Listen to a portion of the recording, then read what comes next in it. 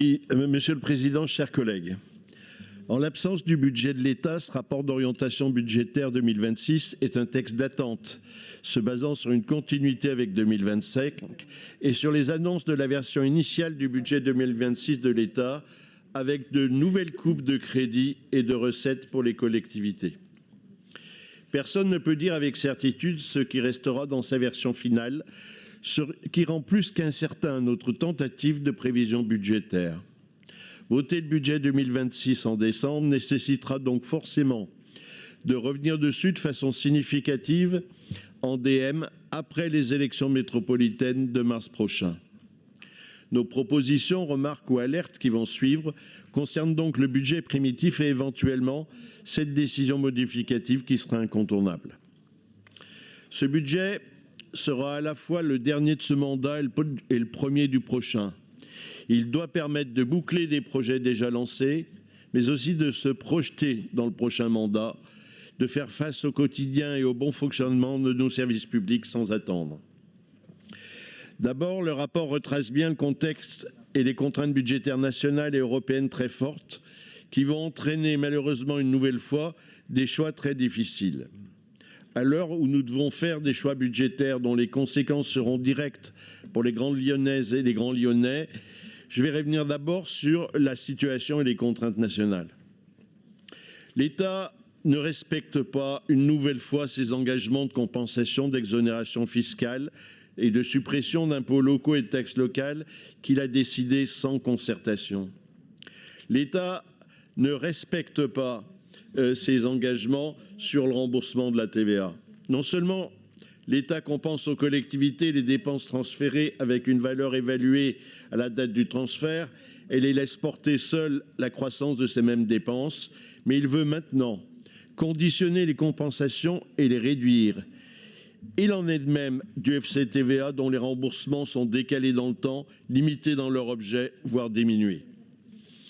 Le dispositif de lissage d'illico nouveau ou d'illico 2, pour ce dispositif, c'est la même arnaque.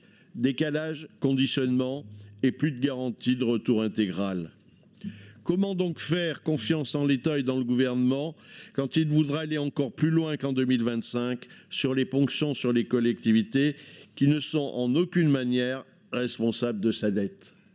Et on peut en dire de même des suppressions de crédits qui ont été rappelées, par exemple, sur la rénovation des logements.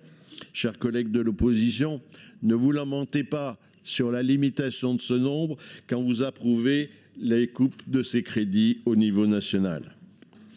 Sur le plan local, évoqué dans ce rapport, notre groupe Voix commune, citoyennes, citoyens, éco-socialistes approuve d'abord le rappel des priorités de notre majorité. Les actions et projets conduits par la métropole et les priorités affichées pour 2026 et au-delà s'attachent à repenser concrètement les logiques de solidarité et de justice sociale. Nous partageons la nécessité d'articuler transition écologique et justice sociale, de faire face en priorité aux besoins en logement abordable. C'est plus que jamais un impératif afin d'éviter l'émergence d'un territoire à deux vitesses. Le bilan de mandat de notre majorité, dont notre groupe est pleinement solidaire, montre bien que les engagements pris sont tenus dans une situation qui a été marquée par la crise du Covid. Les crédits prévus dans la PPI seraient consommés fin 2026, malgré les retards subis, et même s'il a fallu décaler certains projets comme à chaque mandat. Notre endettement est maîtrisé, avec un ratio rappelé à 5 ans, 5 mois, fin 2025. Donc, nous avons des marges de manœuvre à mobiliser pour mieux faire face aux besoins urgents. Nos recettes de fonctionnement vont progresser malgré les coupes de l'État. La DMTO progresse de nouveau comme nos recettes fiscales propres. Alors aujourd'hui, même si notre groupe est pleinement conscient du respect nécessaire des équilibres budgétaires et des contraintes nationales, nous exprimons quelques questionnements, voire des alertes, avec des propositions versées dans ce débat d'orientation avant d'aborder en décembre la version finale du budget 2026. C'est d'ailleurs l'objet même de ce débat d'orientation. Je rappelle d'abord que le budget de fonctionnement, ce sont les politiques sociales, d'insertion de notre métropole, ce sont les femmes et les hommes de nos services de proximité, les techniciens, ingénieurs et personnels administratifs indispensables à la réalisation de notre projet. C'est aussi le soutien au SDMIS. Et nous savons tous que la simple évolution des dépenses obligatoires, du GVT, de l'agenda social pour nos agents demanderait 2% au moins d'augmentation. Nous alertons sur la possibilité de concrétiser nos priorités en limitant les dépenses de fonctionnement à 0,7%. Nous avons des choix à faire, aussi sur l'endettement et ou le niveau d'investissement. Nous pourrions reconduire simplement au niveau de 2025 l'autofinancement alors qu'il est déjà élevé et que notre endettement est limité pour préserver nos marges en fonctionnement et mieux réaliser nos objectifs dans cette période de crise sociale.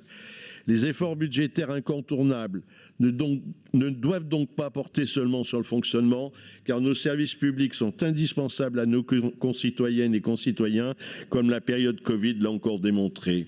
Ne pourrions-nous pas réfléchir aussi sur le niveau d'investissement, ce qui allégerait le besoin d'autofinancement prélevé sur le fonctionnement? Et ce d'autant plus que nous savons tous que les contraintes nationales ne permettront pas d'avoir le même niveau d'investissement sur le prochain mandat et qu'il faudra donc faire des choix et définir des priorités. Les avancées faites entre 2020 et 2024 n'ont pas été effacées par les efforts réalisés, même si ces efforts ont déjà eu des conséquences. Le budget permet l'action de la métropole au quotidien, apporte des réponses aux attentes des grandes Lyonnaises et grands Lyonnais.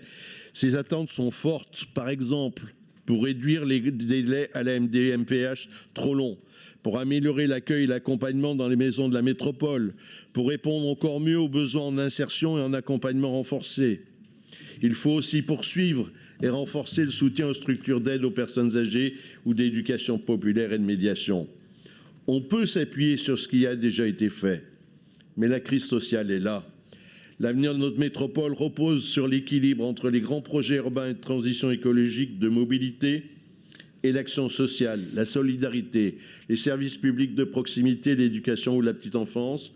Cet équilibre est fragile et à préserver. Voilà, Monsieur le Président et chers collègues, notre contribution à ce débat d'orientation budgétaire dans ce contexte très particulier.